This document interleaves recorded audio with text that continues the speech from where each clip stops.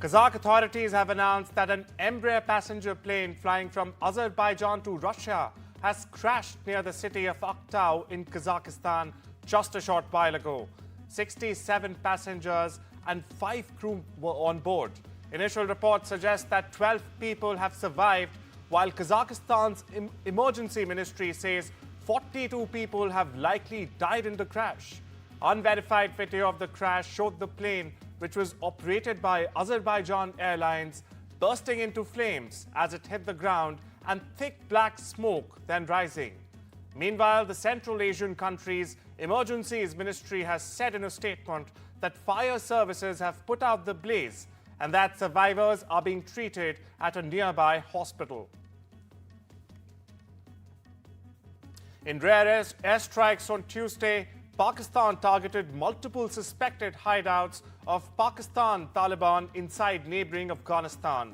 Now, this resulted in the death of at least 15 people, including women and children. The strikes were carried out in a mountainous area in Paktika province bordering Pakistan, where the local authorities said the number of deaths is expected to rise. Pakistani security officials have said that the strike dismantled a training facility and killed some insurgents. The Taliban, meanwhile, has condemned the unilateral strikes and warned of retaliation. Local media is reporting the airstrikes have caused severe civilian casualties and widespread destruction, further escalating tensions in the region. As recovery efforts continue, further investigation is required to confirm details and clarify responsibility for these attacks. External Affairs Minister S. Jaishankar will be in the US till the 29th of December. Now, this marks the first high-level engagement between New Delhi and Washington following Donald Trump's presidential election victory. According to the Ministry of External Affairs, Dr. Jaishankar will hold discussions with counterparts on vital bilateral, regional and global matters. He is also scheduled to chair a conference of India's consul generals in the US.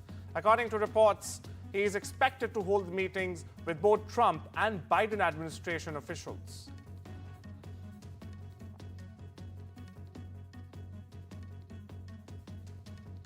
Israel has instructed its diplomatic missions in Europe to try and get Iran-backed Houthis in Yemen designated as a terrorist organization. Now, the Houthis have repeatedly fired drones and missiles towards Israel in what the group describes as acts of solidarity with Palestinians fighting Israeli forces in Gaza. The attacks have disrupted international shipping routes, forcing farms to reroute the longer and more expensive journeys that have in turn stoked fears over global inflation.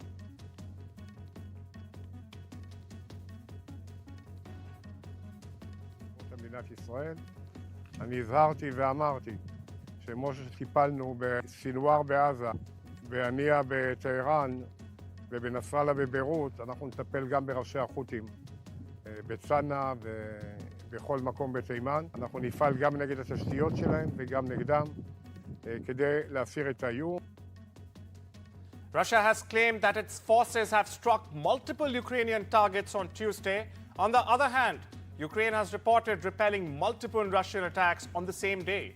Now, the Russian Ministry of Defense has said that its air and artillery forces targeted Ukrainian military personnel and amassed military equipment across 146 regions. Meanwhile, the Ukrainian Armed Forces General Staff has said that there have been 179 battles on frontline zones, and Ukrainian forces persisted in obstructing Russian offensives, with skirmishes ongoing in certain areas. US President-elect Donald Trump has said he will direct the Department of Justice to quote-unquote vigorously pursue the death penalty after Joe Biden commuted the death sentences of 37 federal inmates to life in prison. Trump has vowed to protect American families and children from violent rapists, murderers, and monsters. After Biden's commutation of most federal death row inmates, there will be just 3 individuals in federal prisons facing the death penalty when the president-elect takes office in January. A New York prosecutor has said that 33-year-old Bastian Zapeta, the man accused of burning a woman to death inside a New York subway train, used a shirt to fan the flames. The comment was made on Tuesday at Zapeta's arraignment on murder charges. According to U.S. federal immigration officials, Zapeta is a Guatemalan citizen who entered the U.S. illegally, was not required to enter a plea, and did not speak at the hearing in the Brooklyn criminal court. His lawyers did not even ask for bail. Zapeta will remain jailed at New York City's Rikers Island complex and is due back in court on Friday. U.S. President Joe Biden has signed the National Defense Authorization Act for the fiscal year 2025. Now, this move is aimed at boosting America's military spending to $895 billion, marking a 1% increase from the previous fiscal year. However, the decision to increase military spending has sparked controversy. Some members of the Congress have voiced concerns over the allocation of such a large budget amid growing domestic challenges. South Korea's main opposition party has vowed to impeach acting President Han Duck-soo, but reversed an earlier plan. It has decided to wait until later in the week as the risk of further political uncertainty remains heightened.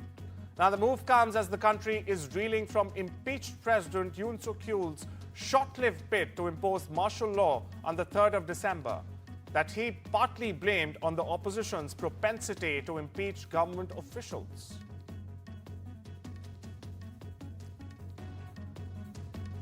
According to a Reuters report, Chinese authorities have agreed to issue $411 billion worth of special treasury bonds next year.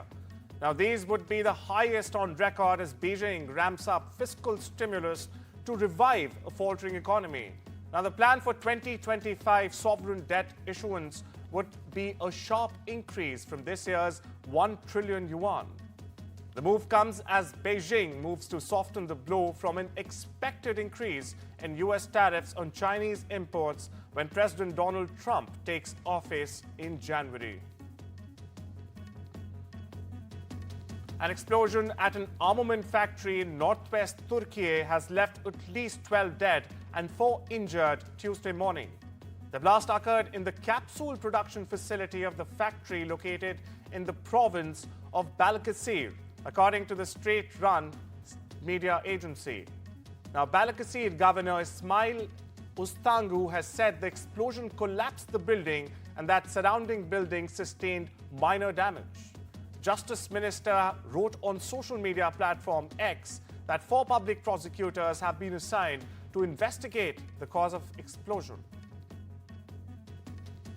According to international hunger experts, famine is spreading in Sudan as a result of relentless war between the military and a paramilitary group that has wrecked the country and created the world's displacement displacement crisis, viewers.